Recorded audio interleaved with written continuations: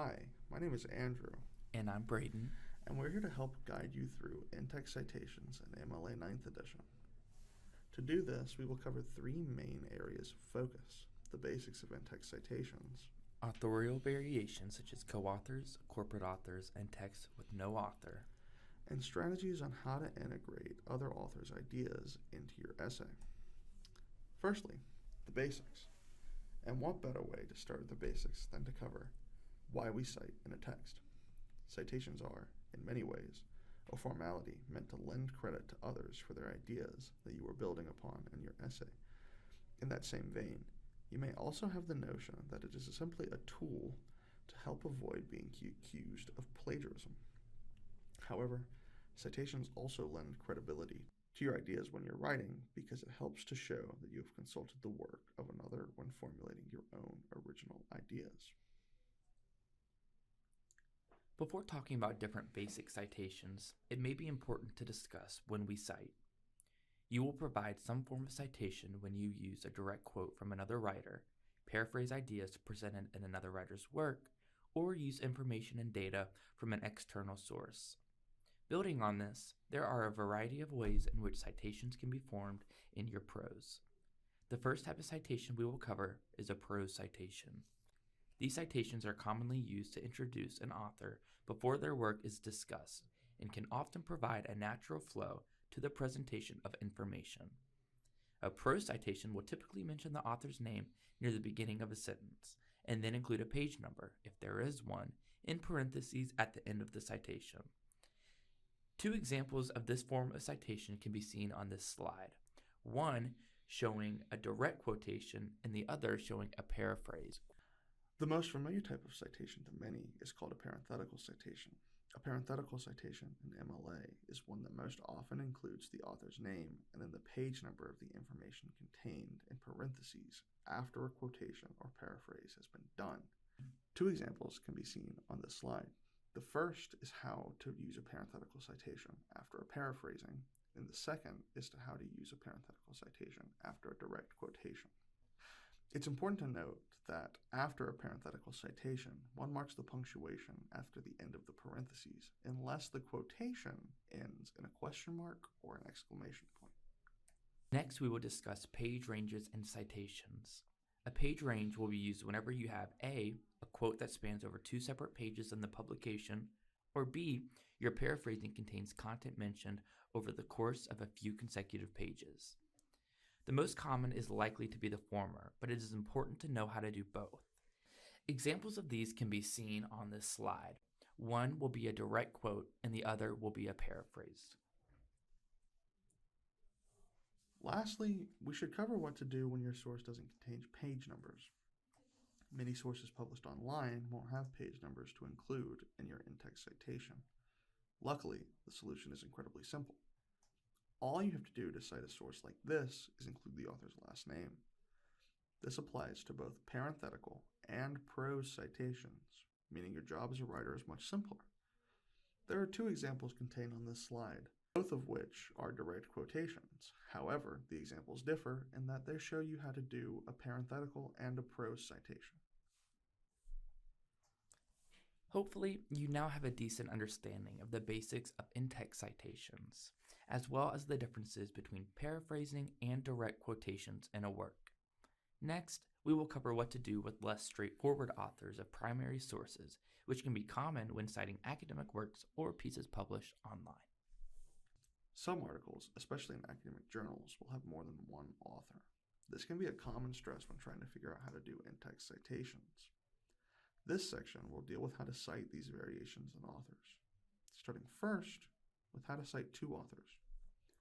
To cite a work with two authors, you will simply write both of their last names in the order in which they appear on the work, conjoined by and with the page number following, if applicable. Some examples are included on this slide. The first, a parenthetical citation, and the second, a prose citation. Another commonly seen variation would be for works with three or more authors. When citing a work like this parenthetically, you will use the last name of the first person listed, followed by the phrase et al., and then the page number if applicable. When citing in prose, you can simply say the last name of the first person listed, followed by a phrase such as "and colleagues" or "and others" to indicate that it is a large group of contributors. Some examples of this can be seen on this slide. One is parenthetical and the other is in prose. Sometimes, if you're asked to have multiple sources in your paper, you might have two authors with the same surname, such as John and Larry Doe. If this is the case, the citation will simply include the initial of the first name of the author before the surname. In rare cases where the first initial is also the same, you'll simply write out the first and last name in the parenthetical citation. Some examples are included here.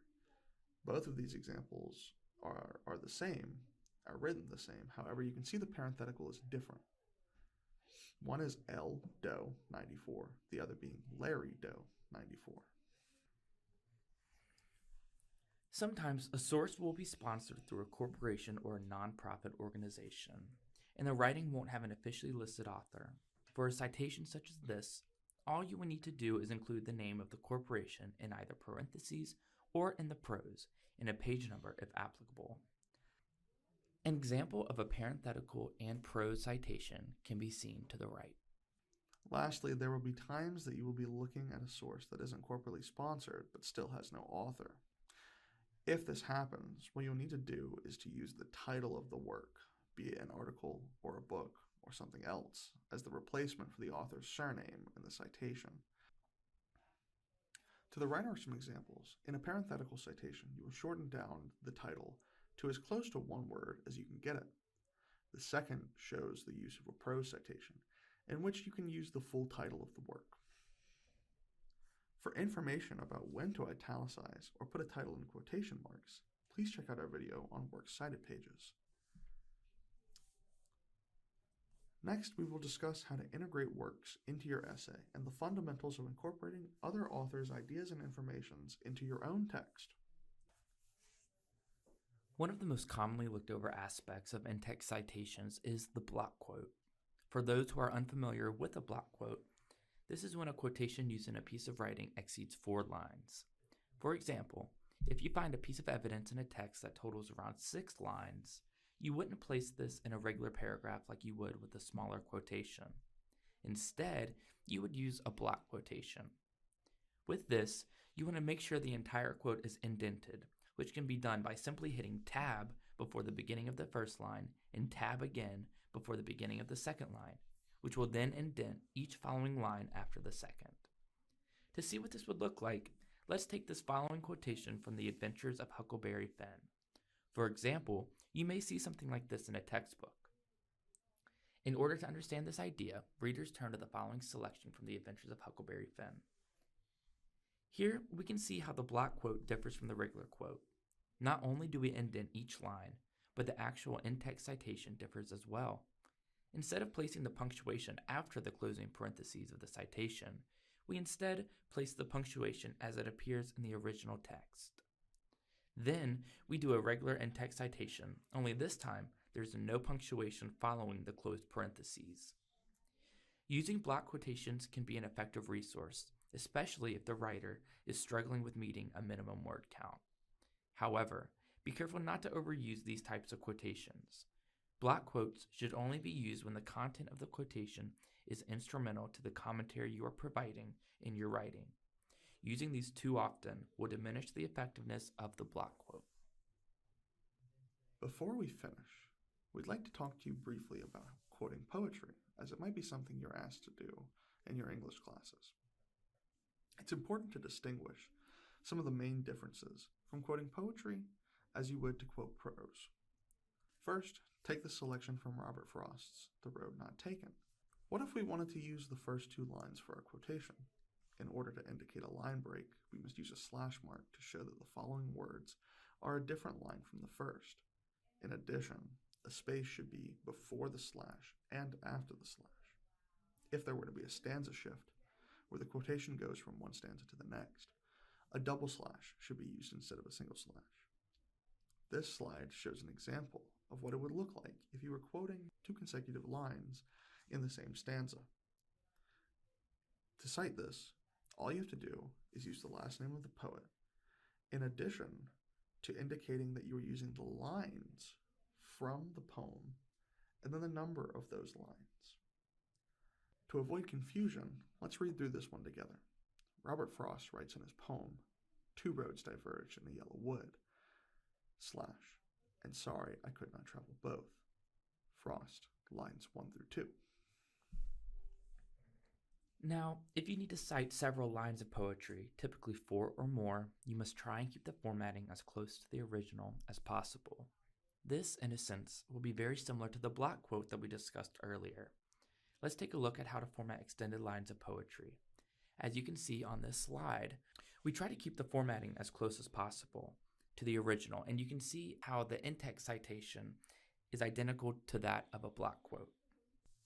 That brings us to the end of our presentation. If you want to make an appointment with us here at the Writing Center, it's really simple. All you have to do is follow this link right here on this slide, and it will take you to the University Writing Center's webpage. Here, you can schedule an appointment, but if this is troublesome, you can easily just email writing@louisville.edu or call 502-852-2173. Thank you for your time, and we hope that our video has been both informative and entertaining. And we hope to see you in person for a writing appointment so that we can help you further along your writing journey. See you soon.